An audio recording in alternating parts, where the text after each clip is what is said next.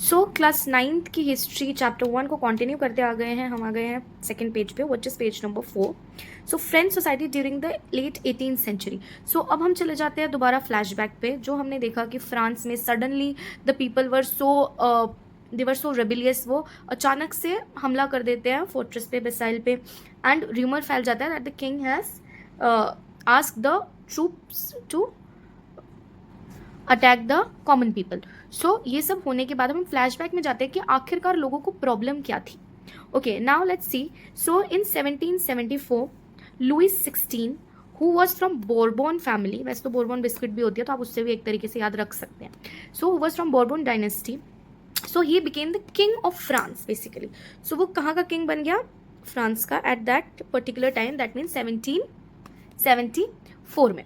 Okay, अब उस time there are some points which needs to be learned. So कुछ चीज़ें हम याद रखेंगे। फॉर एग्जाम्पल, सो जब लुइस 16 किंग बना, at that particular time his age was 20। The treasury was totally empty. कोई राजा के पास किसी भी तरह की ट्रेजरी नहीं थी, मतलब किसी भी तरह का उसके पास सोना नहीं था, कोई भी रिसोर्सेज नहीं थे, पैसे नहीं थे basically. And eight that particular time उसको असेंडेड थ्रोन ऑफ फ्रांस, जैसे कि मैंने बताया, राजा बना दिया गया। And he was just 20 years old। उसकी शादी हो गई प्रिंसेस मैरी एंटोनियट से। Okay, so this was the scenario, this was the case. So आप इस तरीके से माइंड मैप बना सकते हैं, इसको और ब्यूटीफुली बना सकते हैं। ठीक है, नाउ एम्प्टी ट्रेजरी के रीजंस क्या थे? अब हम सभी जानते हैं that whenever a king is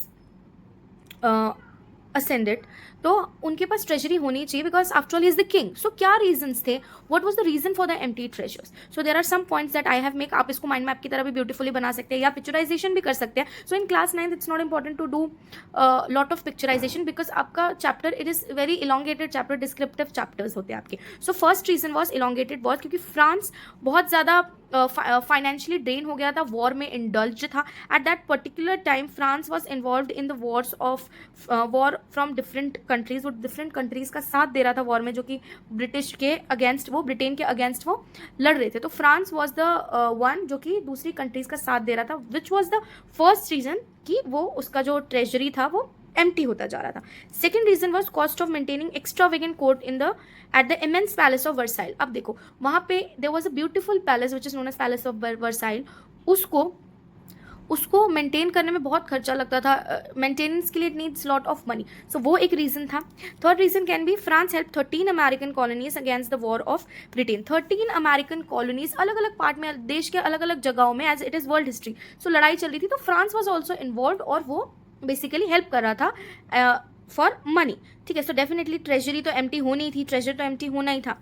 also debt of billion livres. अब लिवर्स क्या होते हैं? लिवर्स होते हैं जैसे हमारी करेंसी रुपीज होती है, उनके लिवर्स थे फ्रांस का। ठीक है, सो डेट इंक्रीज होता जा रहा था, क्योंकि अब वो उधार तो ले रहे थे। Lenders who give state credit begin to charge 10% of interest. अब जिनसे वो स्टेट क्रेडिट ले रहे थे, स्टेट क्रेडिट से उधार ले रहे थे, उन्होंने भी इंटरेस्ट रेट 10% इंक्रीज कर दिया। So this was also the reason कि उनका जो ट्रेजरी था एम्प्टी होता जा रहा था। अब डेफिनेट सी बात है कि राजा के पास पैसे नहीं है, तो कहीं ना कहीं से तो उसको पैसे लाने पड़ेंगे। So to cope up with all this government implemented tax on third state. अब आप पूछेंगे कि स्टेट क्या होता है? अब देखिए, स्टेट आपकी बुक में there is one diagram which is given, which you can see from here also. First state, second state and the third state, ये आपके डिफरेंट स्टेट थे। Basically these are the classes. Okay, so first state are the clergy class, जिसको हम बहुत ज़्यादा aristocrat class कहते हैं, और with the one who is very privilege. Second is the nobility class, this is also the privileged section of the society. And the third one is the one जो कि lower section में आ जाता है, जिसमें businessman आ जाते हैं, court आ जाता है, लॉयर्स आ जाते हैं, ऑफिशियल्स आ जाते हैं, पीजेंट्स आ जाते हैं, आर्टिस्ट आ जाते हैं, स्मॉल पीजेंट्स आ जाते हैं, सर्वेंट्स आ जाते हैं। So third state was the one who paid the taxes. So जो किंग था वो अपने जितने भी डेट पे कर रहा था, जितने भी उसका नुकसान हो रहा था, अभी उसने क्या किया? टैक्स लेना स्टार्ट कर दिया। He has increased the taxes, और जो टैक्सेस देते थे वो थे थर्ड स्टेट के लोग, because these were the people जो कि 90%, peasants were 90% of the population. So third state को जो है सारा पैसा, सारा टैक्सेस गवर्नमेंट को देना पड़ता था। This is how the working was going on. So ये एक सबसे पहला गुस्सा था जो कि लोगों में था for the king, for Louis 16। अब आ जाते हैं सेकंड पॉइंट की तरफ. सो जो सिस्टम चला आ रहा था हमारा first state, second state and third state, इसको हम क्या बोलते हैं? This is known as feudal system. ठीक है, जो कि ओल्ड रिजाइन से चला आ रहा था. Feudal system means basically the meaning of feudal is where people will give tax, और टैक्स देने के बदले उन्हें एक गवर्नमेंट से प्रोटेक्शन दी जाएगी. This is what it is set. So feudal system he follow हो रहा था, जहां पीजेंट्स टैक्स पे करती रहेगी और गवर्नमेंट ये बोलेगी कि हम आपको प्रोटेक्शन दे रहे हैं. Okay, which was not actually true. ठीक है, बिकॉज किंग का रोल होता है कि अपनी जनता को खुश रखना. So which was not happening. ठीक है, so peasants made 90% of the population. ठीक है, और उन्हीं 90% पॉपुलेशन में से बहुत ही स्मॉल नंबर ऑफ देम जो थे वो owned the land they cultivated, मतलब जिनका अपना लैंड था. Now 60% of land was owned by nobles, church and other rich members of the third state. अब 60% ही पॉपुलेशन था जिनका लैंड था, जो कि थर्ड स्टेट से ही थे, noble, church and other rich members of third state. ठीक है, बिकॉज थर्ड स्टेट में भी हमने देखा कि डिविजन है डिफरेंट डिफरेंट. अब they were facing lot of problem because उनको टैक्सेस तो पे करना ही पड़ रहा था. Now see, clergy and the nobility, which is the first state and the second state, they have enjoyed certain kind of privileges, जो कि आप देख सकते हैं. I have made some points, you can also make points like this, या mind map बना लीजिए.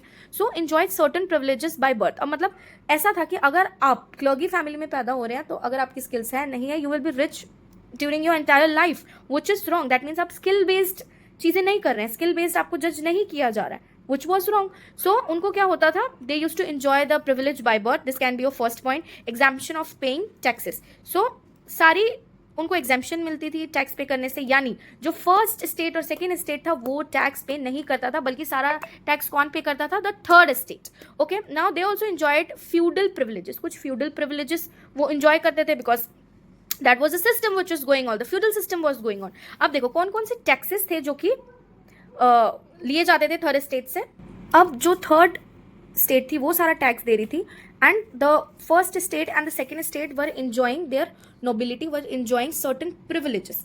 Now the nobles further enjoyed feudal privileges.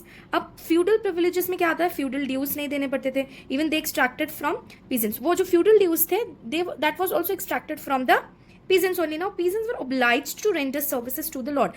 अब डेफिनेट सी बात है, peasants को भी अपना लिविंग, अपना लाइफ को बेसिकली चलाना है, अपना 3 टाइम का खाना, everything they have to earn. So वो भी सर्विसेज रेंडर करते थे लॉर्ड को. That means the clergy and the nobility class to work in their houses, fields, to serve in the army और to participate in the building roads. So these are the activities that is done by the third state. ठीक है, अब देखिए different type of taxes हैं आपके. The first is your tithes, the second is your taille and third is indirect taxes. So tithes क्या थे? ये directly church लेता था पीजेंट्स से. सेकंड इज डायरेक्ट टैक्स जो कि गवर्नमेंट लेती थी. Okay, so direct tax is your taille tax to be paid directly to the state government. Now the third is indirect tax on various product. अब देखिए जो normal products use करते थे जैसे कि सॉल्ट है, टोबैको है, उसके लिए भी उनको टैक्स देना पड़ता था. अब इतने जो वो टैक्सेस दे रहे हैं, दे वर वेरी फेड अप. अब डेफिनेट सी बात है, इफ दे आर अर्निंग सारा वो टैक्स में अगर दे देंगे सो वो अपनी लाइफ किस तरीके से जिएंगे. So this was the major anger issue. Anger, लोगों में गुस्सा, जो भी एंगर था, this was the reason, this was the starting. अब जितना टैक्स का बर्डन था वो सारा किस पे आ गया था? Correct, burden of tax was on third state. That means the peasant class, basically the third state containing peasants, small landless laborers, servants, big business merchants, court official, lawyers, इन पे आ गया था. So this is how you can make the notes. आप देख लीजिए. So mind map करके और भी beautifully I want you to make the notes. I hope it is clear. It was the second page. Notes बनाते जाइए तभी आपको समझ आएगा.